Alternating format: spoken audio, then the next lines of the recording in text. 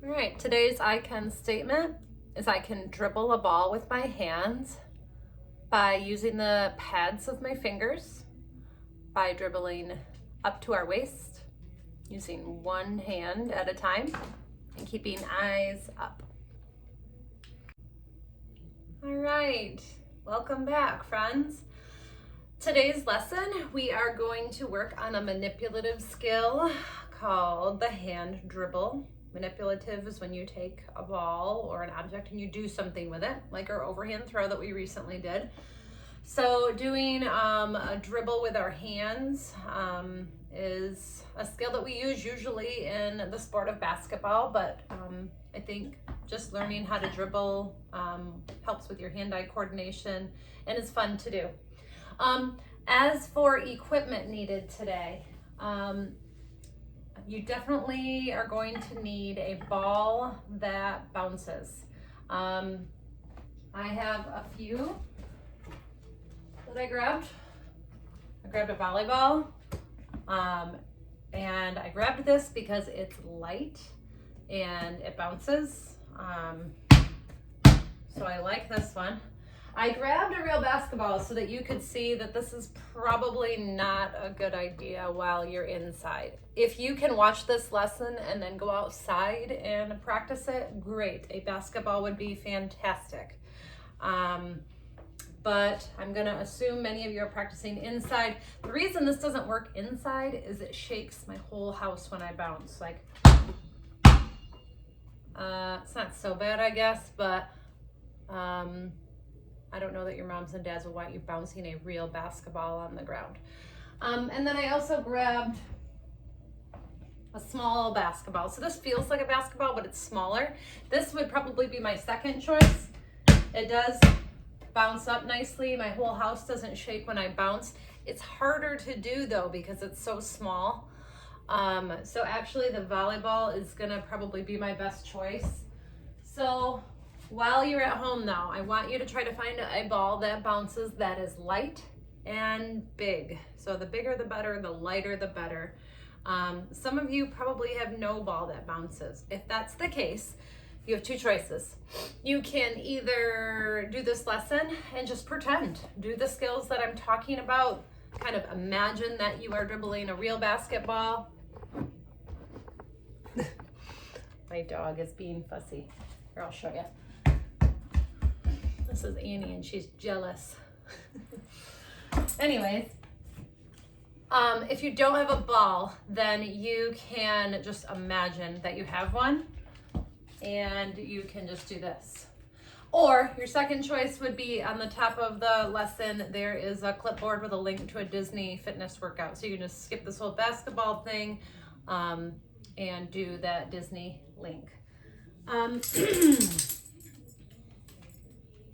All right, so I want you to take a minute, make your choice, find your ball, and we'll get going.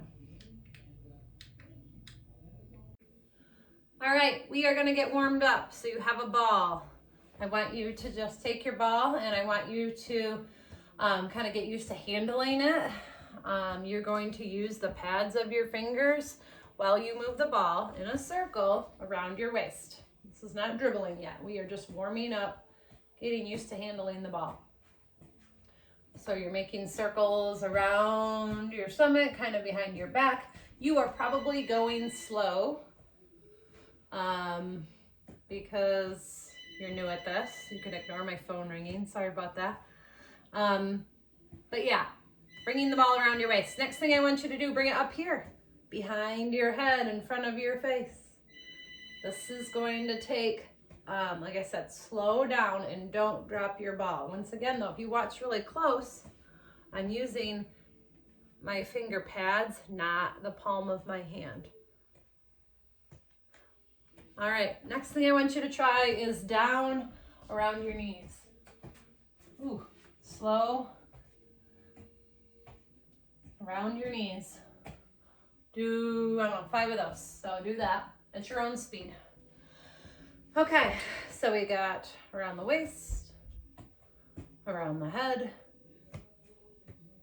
and around the knees. This might be difficult depending on the size of your ball and the size of your hands and your little kids, but it's a good practice coordination thing. We are going to talk about what dribbling is then, the 4 cue things that we have to keep in mind while we're dribbling.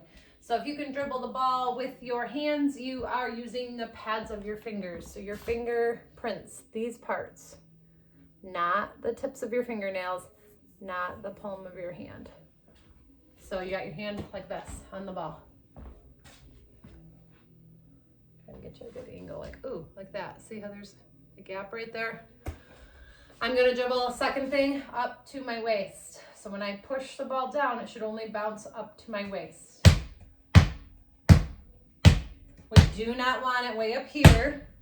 And we don't want it way down like that. We want it to be up to our waist. Okay, that was 2. Finger pads up to our waist. One hand. You can only use one hand or the other. You cannot use both hands at the same time. So you can use your left, and then you can switch to your right.